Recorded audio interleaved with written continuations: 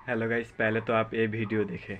अगर आप भी इस स्टाइल में अपने फोटोज को एडिट कर रहे हैं जो कि स्क्रीन पर दिखाई दे रही है, तो सतर्क हो ऐसा मत जाए, करिए सावधान गाइस। हो जाए, आप एक बहुत बड़ी मुसीबत में पड़ सकते हैं। इस स्टाइल को बोलते हैं जिबली स्टाइल, जिसमें फोटोज एडिट करने के लिए आपको चैट जीपीटी नामक एक ऐप का यूज करना पड़ता है, जो कि एआई जनरेटेड है। जैसे आप अपनी फोटोज को एडिट करेंगे, वहां पर वो आपके फोटोज को, आपके पर्सनल डाटा को अपने पास सेव कर लेते हैं। ये खुद एआई ने अपनी पॉलिसी में मेंशन किया हुआ है कि वो आपके डाटा का अपने ट्रेनिंग पर्पस के लिए यूज कर सकती है। तो सतर्क हो जाइए, सावधान हो जाइए, आपके साथ साइबर फ्रॉड भी हो सकता है दोस्तों।